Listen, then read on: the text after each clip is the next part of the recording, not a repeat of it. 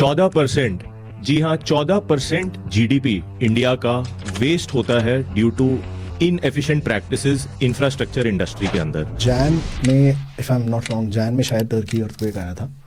So I went back to Sangeeta ma'am and I said, ma'am, I think it's the right time to talk about the Turkey earthquake and the lessons we can derive in India. क्योंकि construction का scene बहुत crazy नहीं है India में in terms of quality. In fact a lot of kids who are doing civil engineering even today रोते पीटते मत करो यार सिविल इंजीनियरिंग. आई थिंक उनको जेन्युइनली समझना पड़ेगा कि there is the future of construction in India is very strong. बहुत ज़्यादा. कि 2030-32 में प्रेडिक्टेड है कि जो सबसे बड़ी इंडस्ट्री आज है जीडीपी को सपोर्ट करने वाली वो अभी फिलहाल एग्रीकल्चर है. So as an industry construction will overtake that. अब कंस्ट्रक्शन का बूम ऑलरेडी है बट क्रेडिबल सिविल इंजीनियर्स नहीं है. पुराने सिस्टम्स हैं, पुराने लोग हैं who don't want to change. उनकी ideology is right because they done this for like last 20 years, 30 years, 40 years. तो उनको लगता है वही ठीक है. प्रोफेसर डॉक्टर NP राजावाने साहब इन बैंगलोर वो कहते हैं यार कंक्रीट बनाने के लिए सीमेंट की जरूरत ही नहीं है. उनको घूरता रहेगा ऐसे सर क्या बोल रहे हो आप. Then he has this whole theory very says कि ऐसा कुछ नहीं है कि जब पिरामिड्स बने थे तो इतने बड़े बड़े ब्लॉक्स उठा के कहीं से लाए गए थे. Basic science behind it and that's how they created those blocks and that's how the pyramids were built. Then he spoke about Dholera. जिस तरीके से वो डिज़ाइन हो रहा है, जिस तरीके से काम चल रहा है वहाँ, and I was just very intrigued कि एक बार जाया जाए. शायद बेसिक्स ही नहीं क्लियर है आज भी. You are from the waterproofing industry. तुम मुझे बताओ कि कितने बिल्डर्स को जानते हो या कितने कॉन्ट्रैक्टर्स को जानते हो जो बिना वाटरप्रूफ के इशू के एक बिल्डिंग बना सकते हैं. मैं तो बहुत सारे को जानता हूँ जो बिना वाटरप्रूफिंग के बिल्डिंग बना सकते हैं.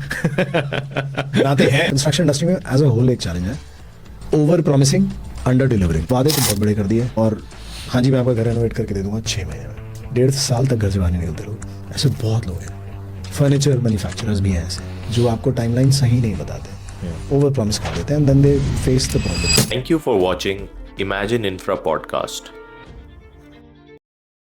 14%, जी हाँ 14% जीडीपी इंडिया का वेस्ट होता है due to inefficient practices infrastructure industry के अंदर. सोचिए कितना पैसा जो कि लग सकता था बेटर हेल्थ केयर, एजुकेशन और देश के डेवलपमेंट के लिए, वो इन चीज़ों की वजह से वेस्ट हो रहा है. और ये किन कारणों से वेस्ट हो रहा है? क्योंकि poor planning, outdated construction practices और जिस चीज़ से मैं बहुत रेजोनेट करता हूँ, खराब सिविल क्वालिटी, सिविल कंस्ट्रक्शन की क्वालिटी और वाटरप्रूफिंग की क्वालिटी, जिसकी वजह से बिल्डिंग्स की लाइफ कम हो रही है. नमस्ते दोस्तों, आपका स्वागत है इमेजिन इंफ्रा पॉडकास्ट पे. मैं आपका होस्ट ऋषभ जैनी. पिछले एपिसोड में मैंने आपको मिलाया था मिस्टर राजा हरिया से, जो बॉम्बे से आए थे इस पॉडकास्ट को रिकॉर्ड करने, और उन्होंने कैसे एक घर को लीकेज फ्री रखा जा सकता है उसके बारे में बहुत अपनी यूज़फुल इंसाइट्स दी थी. और आज हम गहराई में जाने वाले हैं कुछ ऑन ग्राउंड प्रॉब्लम्स जो कि कंस्ट्रक्शन इंडस्ट्री फेस कर रही है आज की डेट में, और उनके क्या सॉल्यूशंस एक्सपर्ट्स ने सजेस्ट किए हैं. एक ऐसे कंस्ट्रक्शन इंडस्ट्री के एक्सपर्ट के साथ जिनका नाम और मेरा नाम सेम है. आज हम मिलेंगे ऋषभ अग्रवाल से. ऋषभ अग्रवाल को आपने ज़रूर देखा होगा जब आपने कुछ भी यूट्यूब पे या इंस्टाग्राम पे कोई भी कंस्ट्रक्शन की कोई नॉलेज आपने सर्च करी होगी, या फिर आपने द कोड पॉडकास्ट आपने अगर देखा है तो आप ज़रूर जानते होंगे मिस्टर ऋषभ को as the host of the code podcast, which is also India's number 1 construction podcast. Rishabh सिर्फ एक पॉडकास्टर नहीं है, he is an engineer, entrepreneur और एक ट्रेनर भी है कंस्ट्रक्शन इंडस्ट्री के लिए. और जितना मैं उनको जानता हूँ, जितना मैंने उनको फॉलो किया है, मैं ये समझता हूँ कि वो बहुत ही पैशनेट है इस इंडस्ट्री को ट्रांसफॉर्म करने के लिए, इसकी प्रॉब्लम्स का सॉल्यूशन आप सब तक लेके जाने के लिए. Is a very passionate person. तो ऋषभ भाई, welcome to the show. I am very glad and very honoured to have you here. You're too kind. Yeah, thank you so much for having me. Please. So, Rishabh bhai, I would like to ask ki, being an engineer from a mechanical and automotive background, and then you also did your masters in, I think you minored in finance, and your masters was in what exactly was it? Industrial and operations engineering. Industrial and operations engineering. So how does a person with that background end up in a completely civil engineering and architecture field? I was, देखो भाई, पढ़ाई जब शुरू करी थी then I started, that was a choice. Yeah. But I never wanted to be an engineer, to be honest. Yeah. My choice of profession was to be a pilot. Oh, wow. And it just happened that, you know, my father was not on the same terms. He's like, यार तू science लिया तो engineering कर ले. But had I known that I was going to join the business, then I would have taken up commerce and I would have done something else. But अब engineering जब करनी थी तो मुझे, आप बिलीव नहीं करेंगे, पहले 2 साल मुझे इंजीनियरिंग का नहीं आता था, मुझे नहीं पता था मैं वहाँ कर क्या रहा हूँ. But we ended up working on some projects which were very nice and within the automation sector. अब पढ़ाई पूरी हो गई, 2-3 जॉब्स के ऑफर भी आ गए, but if L&T would have given me Mumbai या Pawai, I think I would have been there. So I think I would have worked with the L&T, which is a magnificent company. और फिर शायद career path कुछ और होता, but they did not do that. They gave me Baroda and like मैं बड़ौदा नहीं जा रहा. I was too young for Baroda, I guess.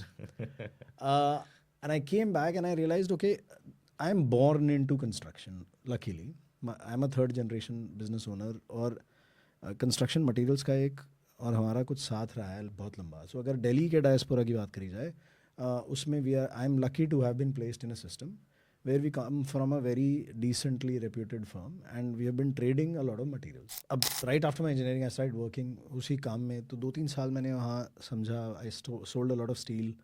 तो टाटा स्टील के साथ मेरी शुरुआत हुई थी कहीं ना कहीं, where understanding of building materials began. And Tata teaches you in a very structured format. Coincidentally 2007 में मैंने टाटा स्टील की फैक्ट्री में जमशेदपुर में इंटर्नशिप भी की थी. तो जो स्टील के प्रति जो प्यार था ना, वो मेरा शुरुआत हो चुकी थी. There was a love story there which had begun. But I realized कि being born in a बनिया family, if you start working too early in an early age, तो आपके ना पकड़ के आपकी शादी करा दी जाती है. So I realized कि ये होने लगेगा शायद मेरे साथ, तो मैं घर से भाग गया. मैंने घर से डैड से बात करी और मैं पढ़ने चला गया मास्टर्स करने. That was another story, but बड़ी लंबी कहानी है, उसको छोड़ देते हैं. Being in Michigan gave me a lot of different values. It gave me the concept of being different within the crowd. It gave me an understanding of what a culture is. और हमारे यहाँ क्या है कि India में अगर culture की बात करते हैं, हम बातें बड़ी सारी करते हैं, but we don't truly understand what it is. In that family business I got that culture of building a solid reputation, standing true to your word and commitment. Commitment का अगर प्रॉपर तरीके से समझा जाए कि क्या होता है, जो बोल दिया जुबान से वो होना है. और आज कहीं ना कहीं that core value is missing in a lot of situation, specially in the construction industry. But anyhow, going on, I realise that I needed to start something else of my own as well within the materials industry. तो father कर रहे थे, तो I lost my father in 14. But मैंने door Windows की factory शुरू करी थी 2012-13 में, where we started manufacturing UPVC windows and then we also got into aluminum doors and windows, and now we are doing partitions and whatnot, everything within the fenestration industry. Okay. Having gotten into that industry, I realized, okay, this is something different, but still वो building material से लगता हुआ था. तो अब तक हम structural materials कर रहे थे बहुत सारे, and then we started completing that structure with a क्या बोलते हैं इसको, OC बोलते हैं, right? तो जहाँ डोर विंडोज लगते हैं और फिर आपको completion certificate मिलता है. All those things were starting, and I started doing that, and I realized, okay, इसके अलावा भी मेरे को knowledge की ज़रूरत है. But when you talk about the podcast like that, मैंने शुरू किया था as a training manual for my team. अच्छा.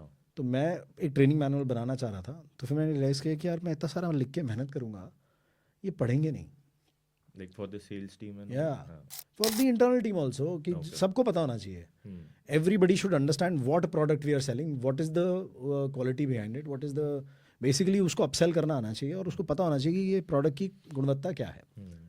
अब मैंने कहा ये पढ़ेंगे नहीं यार इसको. फिर मैंने सोचा एक काम करते हैं, मैं लिख क्यों रहा हूँ, मैं इसको ऑडियो रिकॉर्ड कर देता हूँ, and it will be easy for them to listen, and Saturday Sunday को बोलूँगा ये सुन के आना और मंडे बात करूँगा. अब जब किसी ने मुझसे बोला अब तू रिकॉर्ड ही कर रहा था, यूट्यूब पर डाल दे.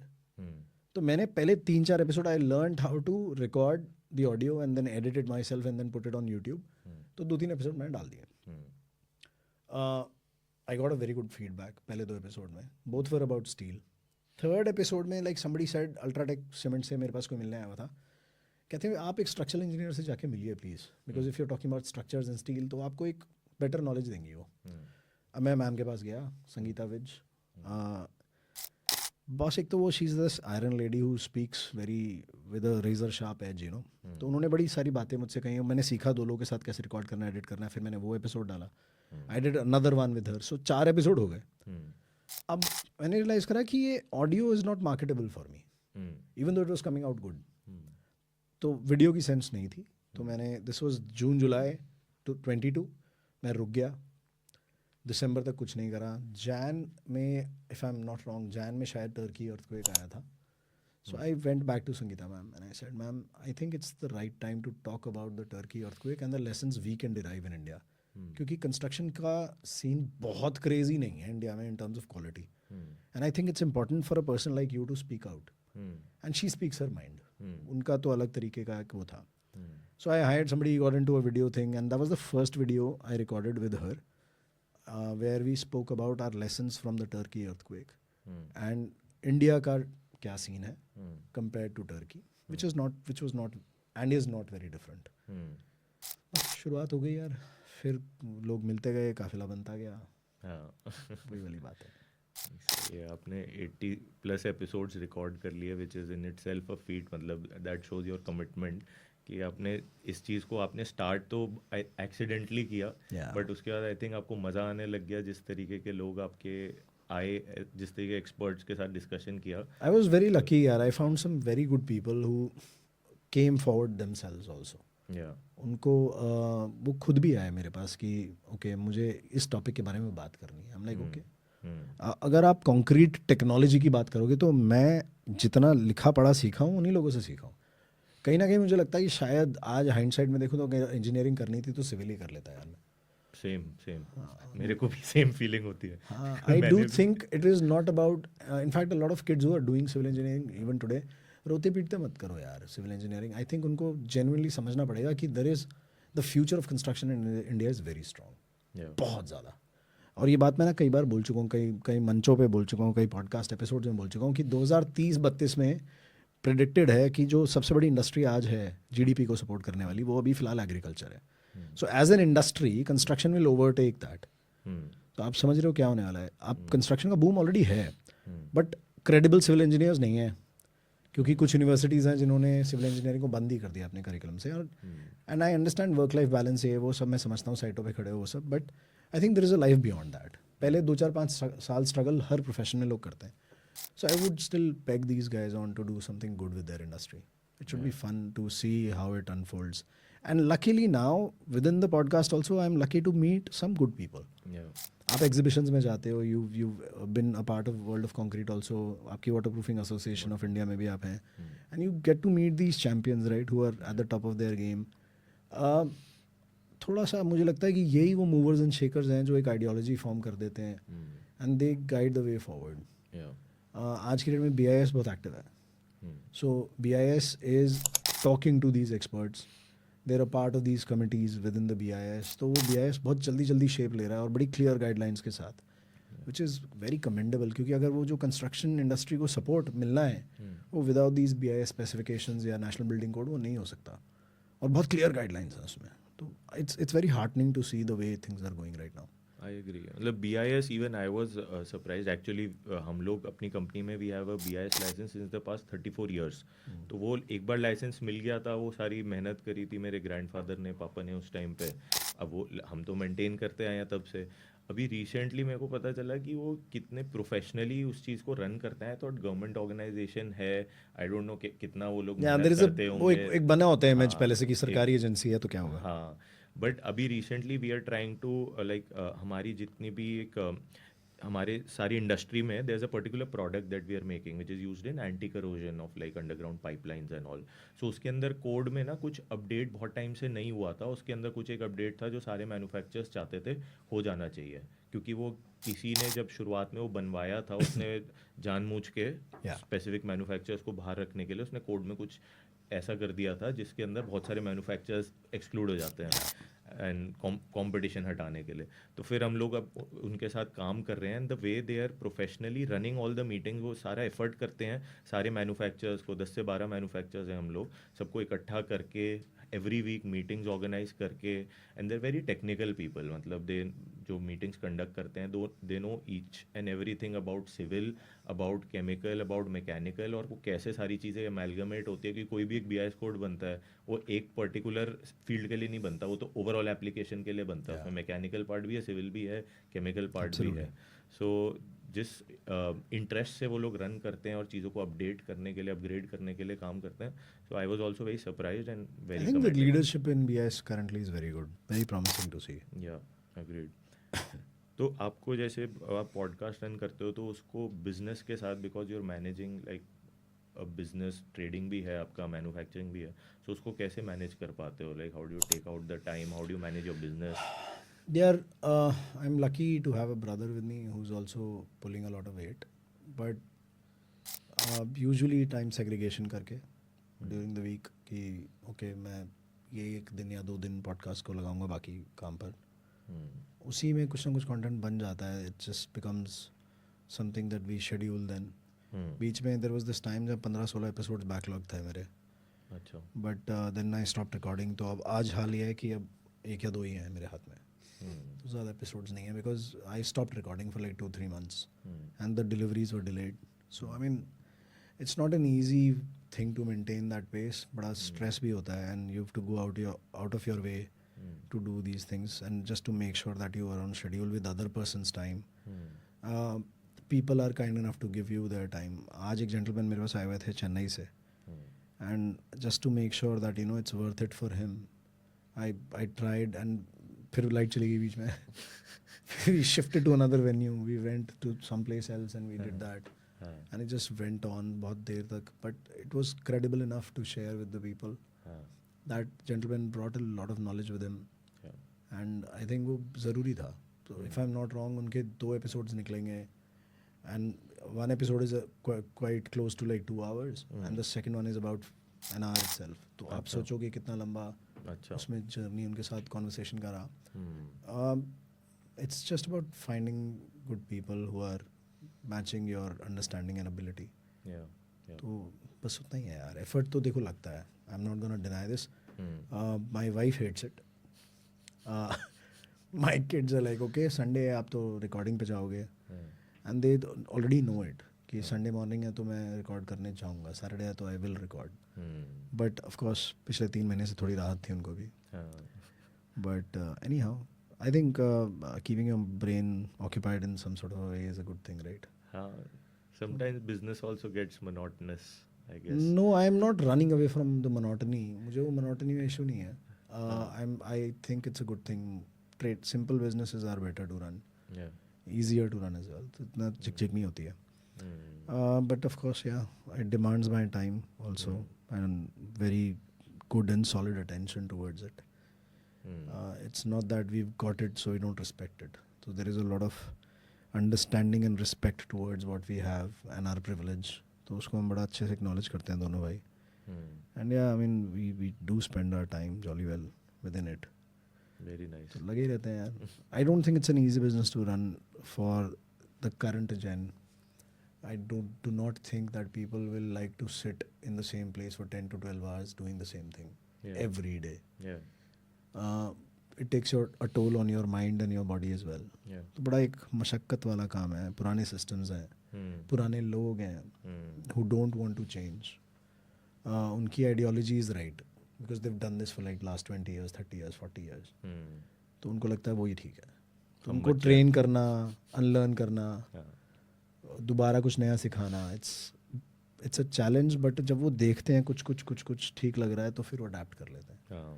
बहुत ज़्यादा बदलाव की अपेक्षा नहीं है. तो what's you don't change what's working. हाँ, ट्रू. जिसका जो स्टाइल है, अब इतने साल इंडस्ट्री में रहा है, so I am sure they have acquired some knowledge जो कि हमारे को भी नहीं है. उनको एक्स्ट्रा नॉलेज है. फंसते हैं तो उन्हीं से एडवाइस लेते हैं. 100%. Absolutely. They are the shoulders we are standing on here. Yeah. My team is luckily very good. I'm very lucky to have some good people with us. Yeah. Great. तो कोई आपका ऐसा कोई इंटरव्यू का experience जहाँ पे आपको कोई ऐसी इंसाइट मिली हो जिससे आपका कंस्ट्रक्शन इंडस्ट्री को व्यू करने का पर्सपेक्टिव में कोई शिफ्ट आया हो या कुछ? बहुत सारे हैं यार, कोई लिमिट ही नहीं है उसके अंदर. तो couple of my episodes with Nirmalendu Kargupta, civil engineer हैं, कंक्रीट एक्सपर्ट हैं, और उन्होंने कुछ ऐसी बातें समझाई मुझे. सो मैंने सोचता था कि क्रैक्स सिर्फ श्रिंकेज क्रैक्स होते हैं. फिर तो उन्होंने पिटारा खोल दिया क्रैक्स का. एंड लाइक ओके, ये भी होता है.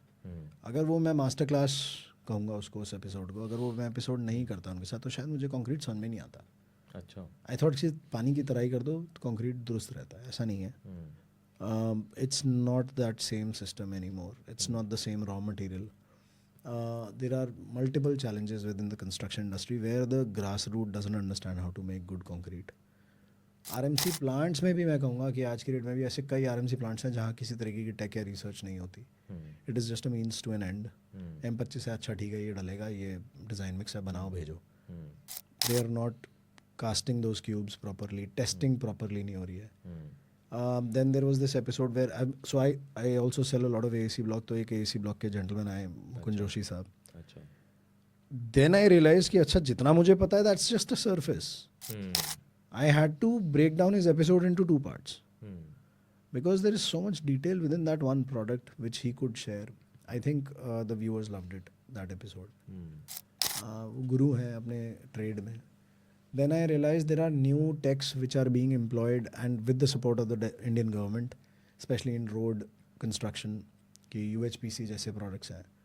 जितनी जल्दी UHPC का adaptation इंडिया में हुआ और फिर अब उसका IS code भी आ चुका है, and there is so much talk about it and such quick decision making. कई companies हैं जो उस पर latch on कर रही हैं, bet कर रही हैं. मुझे नहीं पता था कि इतनी जल्दी decisions होते हैं. Within like 2 years, एकदम quick adapt and quick BIS code in place, everything is in place. So there is a lot of research also going on. Then I met Professor Dr. NP Rajamane साहब in Bangalore. वो कहते हैं यार concrete बनाने के लिए cement की ज़रूरत ही नहीं है. मैं उनको घूरता रह गया जैसे सर क्या बोल रहे हो आप. And then he has this whole theory where he says कि ऐसा कुछ नहीं है कि जब पिरामिड्स बने थे तो इतने बड़े बड़े ब्लॉक्स उठा के कहीं से लाए गए थे. It was within the desert that they understood the chemistry and the basic science behind it, and that's how they created those blocks and that's how the pyramids were built. And I was just baffled by his theory. He's this super knowledgeable mad scientist vibe जो है ना उनकी. He's this an extremely humble fellow. What a बस वो बोलना शुरू करते हैं तो फिर हमें कोई ज़रूरत ही नहीं है बोलने की, because he knows so much.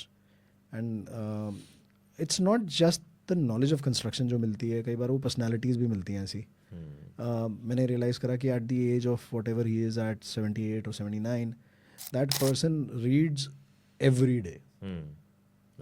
जिस अमाउंट ऑफ जिस क्वांटिटी की रीडिंग वो कर रहे हैं एक दिन में, मुझे लगता है हम एक महीने में नहीं पढ़ सकते.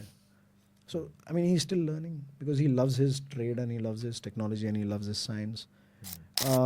सम of again doctor Abhay Gupta, structural engineer, he designed, उन्होंने जो दुनिया में सबसे बड़ा शिव का स्टैचू है नाथद्वारा में वो डिज़ाइन किया था. और उसके बारे में हमने बात की कि कैसे आपने डिज़ाइन किया. तो एक एपिसोड के बीच में ना एक मोमेंट ऐसा आया, मुझे लगा कि मैं उनसे पूछ ही लूँ कि बॉस इतना कॉन्फिडेंस अपनी एबिलिटी पे और अपनी साइंस पे कैसे आता है. you've done civil engineering, you've done structural engineering, अब आपने आज तक कभी स्टैचू नहीं बनाया और आप सीधा दुनिया का सबसे बड़ा शिव स्टैचू बना रहे हो. इतना ज़्यादा सुपर कॉन्फिडेंस कैसे आता है? And how did you get this understanding that you can pull it of?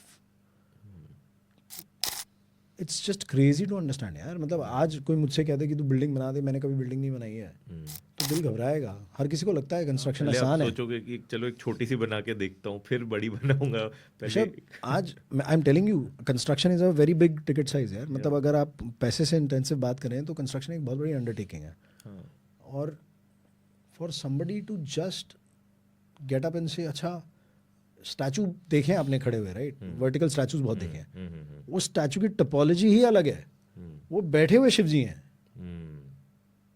वो एक अपने आप में एक अलग बवाल है. मतलब मैं मजाक नहीं कर रहा हूँ. If you actually think about it, the concepts that have gone beyond it and the way they have created that structure and then that skin of Shiva statue and the way they have designed it और scale. तो उन्होंने मुझे बताया कि कितने prototypes उन्होंने बताए. फिर विंड टनल टेस्टिंग हुई. अच्छा. उस विंड टनल टेस्टिंग में कितना बड़ा मॉडल था. सो ही बेसिकली ब्रोक इट डाउन. मुझे नहीं लगता यार कि कुछ चंद घंटों की प्लानिंग है उसके पीछे. And then to see that okay this kind of a passion and this kind of a tech is available within India and you don't have to look beyond India to do that. It was an Indian stakeholder जिन्होंने वो project commission किया, Indian contractor, Indian engineers, Indian materials, everything was with in house. तो अगर India ऐसी चीज़ें बना सकता है तो I think going forward the future is very promising यार. Same situation with the statue of freedom. तो ऐसे बहुत सारे हैं यार. And then I looked up those statues within India कि क्या हो रहा है. And some of the jobs are very astounding. Yeah. Then he spoke about Dhulera. जिस तरीके से वो डिज़ाइन हो रहा है, जिस तरीके से काम चल रहा है वहाँ, and I was just very intrigued कि एक बार जाया जाए शायद, देख के तो आया जाए कि क्या हो रहा है ऐसा. But yeah there are some very very good. एक हमने वाटर प्रूफिंग पे भी किया था 2 एपिसोड हमने, एक बिल्डिंग इंसुलेशन पे किया था. Again a master class. ओ बाप रे, one of my favourite episodes was a termite treatment episode. अच्छा. तो जो एक्सपर्ट आए थे उन्होंने पहले एंटोमोलॉजी पढ़ी है. अच्छा. ठीक है, अपनी पढ़ाई में entomology is a study of insects. या. अब उन्होंने पंजाब यूनिवर्सिटी से पहले एंटोमोलॉजी पढ़ी है, फिर वो अपने टर्माइट ट्रीटमेंट के बिजनेस में घुसे हैं. अच्छा. और अब वो वही सेम ट्रेड करते हुए 40 साल हो गए उनको. अच्छा. 1 घंटा 57 मिनट का एपिसोड है I think, if I am not wrong, या शायद 2 घंटे प्लस है. अच्छा. डिटेल इतनी है उसमें. हाँ. And I did not have a dull moment in those 2 hours with him. मैं नहीं थका एक बार भी, मुझे उबासी नहीं आई उनसे बात करते हुए. मैं बिल्कुल बोर नहीं हुआ because he had so much to share. अगर सिर्फ वो एपिसोड कोई ध्यान से देख ले तो आई थिंक टर्माइट ट्रीटमेंट के बारे में कोई सवाल बचेगा नहीं. अच्छा. इट वाज, और ऐसा कोई सवाल नहीं है जिसका वो जवाब दे नहीं सकते, because it's not just that he is worked in the industry for 40 years, he is learned for 40 years. फिर उन्हें पता है कि कोर बेसिक्स ये हैं, यही काम करते हैं. And he offered so many things with in that episode. It was just brilliant यार, बड़ा मतलब. तो अब ऐसे एक्सपर्ट्स जब मिल जाते हैं ना तो फिर बहुत अच्छा लगता है. One of my favourite architects is Charanjit Shah, professor Charanjit Shah. He is known as the king of airports. जिस इंसान ने एयरपोर्ट्स डिज़ाइन किए हैं उनका विजन कितना बड़ा हुआ है यार. मैं अपने घर का बाथरूम नहीं डिज़ाइन कर सकता है ठीक से. अगर सोचने पे आऊँ कि मेरा घर है, मुझे बाथरूम बनाना है, तो कैसे बनाऊँगा. आई अंडरस्टैंड मैंने वो पढ़ाई नहीं की है, but it's a bathroom. And I'm sorry to say, but I've seen interior designers who don't do a good job as well. And now this gentleman and his team is imagining airports of massive undertakings. So again, that was and such a humble fellow यार. पुत्तर करके बात करते हैं यार, तो कमाल हो जाता है, तो कितनी खुशी होती है. So it just felt very humbling and very so ऐसे बहुत सारे guests, मतलब काउंटलेस हैं यार. अभी तो मैं और ध्यान करना शुरू करूँगा तो आप ये कहानी ख़त्म ही नहीं होगी. मतलब कई लोगों ने आपका कंस्ट्रक्शन को लेके पर्सपेक्टिव मल्टीपल टाइम्स आपका इवॉल्व हुआ है. Not just construction, but life also. There's a value system that you can actually adapt from these guys. उनके वर्क एथिक्स से सीखने को बहुत कुछ मिलता है. उनको ये कहना भी आता है, इतने बड़े सीनियर्स हैं अपने प्रोफेशंस में, कि मुझे नहीं आता. सो आई हायर्ड अ हेल्प. या मैं यहाँ अटका तो मैंने यहाँ पर हेल्प मांगी. And they have that humility यार. So it was just very nice. It's a life lesson also. Yeah. तो पॉडकास्टिंग का जर्नी में मज़ा आ रहा है. I get to meet some good people.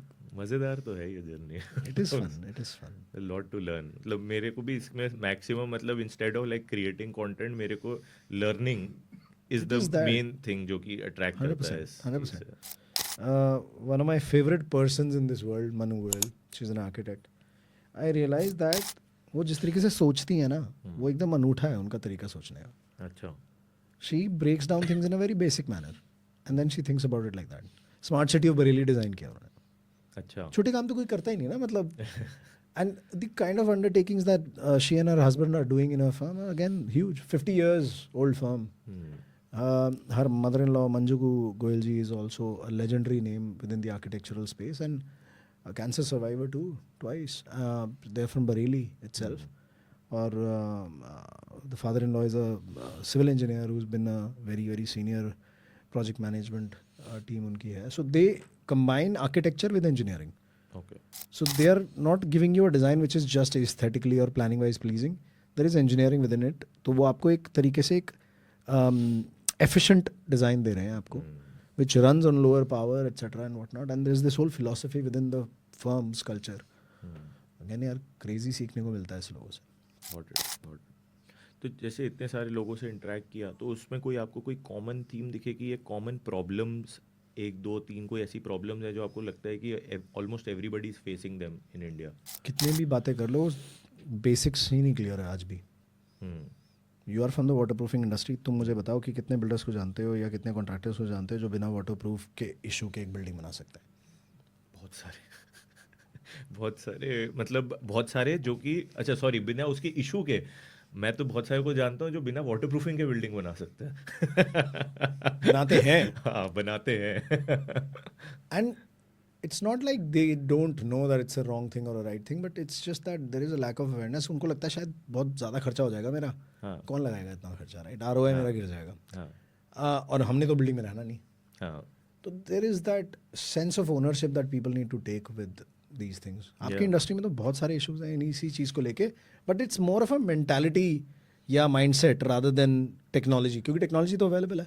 Technology तो सारी अवेलेबल है, एक्चुअली मेंटालिटी माइंडसेट आपने एकदम ठीक कहा, बट ऑल्सो अब आई वुडंट से कि जो एक बिल्डर है या एक कॉन्ट्रैक्टर है उसकी प्रॉब्लम है ये, because there are lot of people जो कि चीट भी कर रहे हैं लोगों को, वाटर प्रूफिंग के नाम पे पेंट करके दे रहे हैं या किसी केमिकल को मिक्स कर देते हैं कंक्रीट में और बोलते हैं वो जो वाटर काम कर रहे प्रूफिंग हो हैं। गया, जो काम कर रहे हैं, जो सर्विसेज दे रहे हैं। तो अब इस वजह से क्या होता है कि एक बिल्डर को जब एक ऑथेंटिक पर्सन जा रहा है और साथ में 2-3 इनऑथेंटिक लोग भी आ रहे हैं, अब उसको क्या पता कौन ऑथेंटिक है, ही कैन नॉट जज इजीली, वो भी इंसान है। तो उसकी वजह से ट्रस्ट लेवल भी डाउन होता है व्हेन अ पेंटर और a mason calls himself a waterproofer, and उसके बेसिस पे वो कुछ भी बेच देता है और फिर बाद में वो फेल होता है, तो अगली बार फिर वो बिल्डिंग बनाते सोचता है यार प्रॉब्लम तो आनी है, जब आएगी तब देख लेंगे। बट यार सारे सिविल कॉन्ट्रैक्टर वाटर प्रूफिंग तो खुद ही कर देते हैं। नहीं, अब आज की डेट में ऐसा नहीं है, कई लोग जो क्वालिटी कॉन्शियस हैं दे नो कि वो उसके एक्सपर्ट नहीं है। ऑल्दो देर आर ब्रांड्स जिन्होंने टीवी पे ऐड दे के लोगों को ऐसा सोचवा दिया है कि हम एक्सपर्ट, कोई भी मतलब एक्सपर्ट बन डू यू सकता है थिंक दो do you think chemical it's a लगा के। प्रोडक्ट्स कंपनीज मिस्टेक कि जैसे अच्छे बड़े ब्रांड्स हैं, हाँ उन्होंने कह दी जी 2 ही चीज़ लगानी है, हाँ एक कोटिंग के लिए एक इंटेग्रल, 2 ही हाँ। आपको कंपाउंड चाहिए हाँ और बस कर लो वाटर प्रूफिंग। हाँ। Do you think Dev over simplified the process, या प्रोसेस सिंपल है हम कॉम्प्लिकेट कर रहे हैं? एक्चुअली में देखा जाए, अगर शुरुआत में प्रोसेस सिंपल है, बट जो 2 प्रोडक्ट्स, अगर सिर्फ 2 प्रोडक्ट्स की मैं बात करूं, कभी भी ना 2 प्रोडक्ट्स हर जगह नहीं लग सकते। नॉर्मली एक बेसमेंट में आप करोगे तो बेसमेंट में अलग नीड्स होंगी, बेसमेंट में भी अगर वाटर लेवल कैसा है वहाँ का उस पर डिपेंड करेगा कि किस टाइप का प्रोडक्ट आपको यूज़ करना चाहिए। सो आई वुड से कि 2 नहीं, अगर आप 10 to 12 प्रोडक्ट्स, 10 to 12 टेक्नोलॉजीज़ की अगर आपको डिटेल्ड नॉलेज हो, then you can take care of the entire building. हम 2 पे डिपेंडेंट हो जाते हैं बिकॉज ह्यूमन माइंड 2 या 3 से ज़्यादा इंटरप्रेट नहीं कर पाता है आम आदमी, तो इस वजह से कंपनीज उस चीज़ का फ़ायदा उठाती हैं कि यार यही 2 बता दो एटलीस्ट, वो मतलब सिंप्लीफाई करते हैं ना माल बेचने के लिए, हाँ कि माल टिकट साइज बेचने के बढ़ लिए जाएगा, सिंप्लीफिकेशन होती कि है। वॉल्यूम तो चाहिए, अब लिक्विड वाटर प्रूफ डाल दो जी, एक एसबीएफ डाल दो जी, हो गया काम खत्म। हाँ हाँ हाँ इसमें इंटेग्रल कर दो, उसके ऊपर कोटिंग करके उसे प्लास्टर कर दो, काम खत्म। हाँ हाँ, but that's very basic. That is very basic, मतलब उसकी थोड़ा सा डेप्थ में, that is why there are experts जिनको एक्सटर्नल वॉल्स को कोई वाटर प्रूफ नहीं करता, शायद कोई करता हो, हाँ बहुत कम लोग करते हैं। मैंने कभी ओनली नहीं हाई देखा। And projects people think about it, मैंने नहीं देखा कभी, नॉर्मल प्रोजेक्ट लोग सोचते नहीं है उसके बारे बिल्कुल भी नहीं सोचते। संकन एरियाज होते हैं, छत होती है शायद, में। बेसमेंट्स होती होंगी। हाँ बस। बेसमेंट्स भी होती हैं, तो अब हर एक जगह की रिक्वायरमेंट अलग होती है, तो उसके हिसाब से उसका प्रोडक्ट भी चूज़ होना चाहिए। अब सिर्फ प्रोडक्ट भी नहीं होता, मतलब उसमें ना बहुत छोटी छोटी चीज़ें होती हैं कि अब वाटर प्रूफिंग तो करवा रहे हो, वाटर प्रूफिंग करवाने से पहले आपको क्या चीज़ें चेक करनी है कि क्या वो सरफेस वाटर प्रूफ के लिए रेडी है कि नहीं है। वो सारी चीज़ें की एजुकेशन जो एक पेंटर है प्रॉब्ली जो वाटर प्रूफिंग मटेरियल लेके लगा रहे है उसको नहीं पता होगा। Yeah. तो वो चीज़ें, मतलब वाटर प्रूफिंग इंडस्ट्री में तो ये सब प्रॉब्लम्स रहती हैं। बट जैसे अब और जैसे आप इतने सारे एक्सपर्ट से मिले हो, तो जैसे अगर मैं सेफ्टी के इशू को बोलूँ या प्रोजेक्ट मैनेजमेंट के इशू को बोलूँ, तो इसमें आपको क्या लगता है कि विच इज़ अ की इशू जो कि लोग एड्रेस नहीं कर पा रहे हैं, अभी भी उसमें बहुत बड़ा गैप है? The only major issue in this respect is skilled labor, frankly. I am very appreciative of an association called UDMA, which is a UPVC Windows and Doors Manufacturers Association. ठीक है, इन्होंने क्या रियलाइज़ करा, इन्होंने realise करा कि यार UPVC का ना अभी नया है गेम इंडिया में, बट लोग नहीं मिलते अच्छे जो अच्छा प्रोडक्ट बना सके और अच्छी तरीके से उसको इंस्टॉल कर सकें। तो इन्होंने ट्रेनिंग इंस्टीट्यूट खोले, पिछले 10 साल से ड्राइव चल रही है, 3 इंस्टीट्यूट खुल चुके हैं, जितने लड़के या लड़कियां इसमें लगते हैं इंडस्ट्री उन्हें हायर कर लेती है। So they are not just getting trained, they are also getting placed. और इंडस्ट्री के जितने भी स्पेसिफिक लोग हैं उन्हें अच्छे ट्रेंड बंदे मिल जाते हैं। I think it is required. 100%। 100%. और training for the sake of training नहीं, सर्टिफिकेशन वाले कोर्स दो, अपनी एसोसिएशंस को जगाओ जितनी भी हैं. ग्लेजिंग है तो ग्लेजिंग वाले करें, वाटर प्रूफिंग वाले तो वाटर प्रूफिंग वाले करें. अब वाटर प्रूफिंग कंपनीज तो ट्रेन कर ही रही हैं कितने टाइम से एप्लीकेटर्स को, आज की कोई नई बात नहीं है. In fact there are companies which say okay I am this company certified applicator, and I found somebody good also जिन्होंने मेरे घर पे काम किया और मेरे को बड़ा अच्छा लगा यार उनसे मिलके. What a guy. वो ट्रेनिंग्स बहुत ज़रूरी हैं to create that upheaval of proper skilled labour. Acquired knowledge के साथ एक चैलेंज होता है कि वो लगता है यही सही है. स्ट्रक्चर्ड नॉलेज के साथ ये नहीं होता. एक करिकुलम बेस्ड स्ट्रक्चर्ड नॉलेज हो तो I think that's easier and better with the codes. Codes कोई नहीं सिखाता साइट पे. साइट पर तो बस आप देख के मंकी सी मंकी डू हो रहा है. तो वो चाइनीज़ रूले चल रहा है कि इतना सीखा है इसको अलग इतना बताऊंगा. तो that is not good. I think that in my personal opinion the biggest challenge is that unskilled labour मिल जा रही है, स्किल्ड लेबर नहीं है. बाकी प्रोजेक्ट मैनेजमेंट और देखो मेरा बहुत ज़्यादा कोई स्कोप नहीं है in terms of understanding all of these things, but I don't see a problem there so far. मिल ही जाते हैं लोग अच्छे यार. टाइमली भी प्रोजेक्ट पूरे हो जाते हैं, विद इन बजट भी हो जाते हैं, but again not with the right skill. और ये फिलॉसफी टोटल मैं शोर मचाता रहता हूँ पॉडकास्ट पे, build it right the first time. Build it right the first time. मैंने कितनी बार ये डायलॉग कितनी जगह बोला है. वो हो ही नहीं सकता यार जब तक आपके पास स्किल्ड टीम ऑफ सब कॉन्ट्रैक्टर्स या लेबर ना हो. स्क्रू यहाँ मारना है क्यों मारना है, स्क्रू यहाँ नहीं मारना है क्यों नहीं मारना है, बेसिक चीज़ें पता होनी चाहिए यार. I was speaking to this interior designer 3-4 days बैक. We just scheduling a recording with him. तो मैंने उनको बोला बॉस कितने सारे फॉलोअर्स इंस्टाग्राम पे, कमाल कर रखा है यार. कहते ओए गाली मत दे. मैंने बोला क्या बोल रहे हो आप. कह रहे मैं इंस्टाग्राम वाला इंटीरियर डिज़ाइनर नहीं हूँ. मुझसे तू पूछेगा ना कि कोई चीज़ कैसे होती है, मैं तुझे सही तरीका बताऊंगा उसका. इंस्टाग्राम वाले इंटीरियर डिज़ाइनर्स वो हैं जो इंस्टाग्राम वाले इंटीरियर डिज़ाइनर्स हैं, उन्हें बाकी कुछ नहीं आता. कि अगर तेरे घर में सिंक लगना है तो वो ये कहेंगे पत्थर के ऊपर लगता है बस, दैट्स इट. उन्हें सही तरीका सिंक लगाने का नहीं आता, सारी ज़िंदगी लीक के जाएगी घर में. I am not that guy. And he was very particular about it and his idea was very clear to him कि boss first time an interior designer, then Instagram is come into my life. For he wanted to say कि ऐसे कई लोग हैं जो Instagram की वजह से इंटीरियर डिज़ाइनर बन गए हैं, बिकॉज वो चमक दिखा रहे हैं इंस्टाग्राम के ऊपर, और वो चमक जो है वो लोग फॉलो कर रहे हैं because it feels like a good idea. So I mean the industry has एक और भी चैलेंज है इंडस्ट्री में, कंस्ट्रक्शन इंडस्ट्री में एज अ होल एक चैलेंज है, ओवर प्रॉमिसिंग अंडर डिलीवरिंग. वादे तो बहुत बड़े कर दिए और हाँ जी मैं आपका घर रेनोवेट करके दे दूंगा 6 महीने में. 1.5 साल तक घर से बाहर नहीं निकलते लोग. ऐसे बहुत लोग हैं. फर्नीचर मैन्युफैक्चरर्स भी हैं ऐसे जो आपको टाइमलाइन सही नहीं बताते, ओवर प्रॉमिस कर देते हैं, and then they face the problems, then there is that friction in place. ये एक पता नहीं लोग क्यों करते हैं बट करते हैं. देयर शुड बी कुछ एक बेंचमार्क होना चाहिए ये जानने का कि क्या ये बंदा अपने कमिटमेंट पे खड़ा उतरता है कि नहीं उतरता. देयर शुड बी समथिंग जो कि कोई तरीका नहीं है यार. अगर आप मुझसे डोर विंडोज़ खरीद रहे हो तो मैं आपसे बोलूँगा boss aluminium windows will take about 45 days. तो मुझसे ऋषभ मुझे एनोडाइज फिनिश में चाहिए, I tell you 60 days. But if somebody tells you कि अरे वो 60 में देता है मैं आपको 40 दिन में दे दूंगा, आप किसको ऑर्डर दोगे? 40 वाले को दोगे ना. चक्कर ये है. अब वो 40 का 45 करता है, 50 करता है, 60 करता है, इवेंचुअली 65 में भी नहीं करता है. वो समय बताएगा, बट आपने इनिशियली उसको ऑर्डर दे दिया. So over promising is a big problem, not just for the solution provider but somebody who is availing that service also. Consumer को तो पता ही नहीं है ना यार.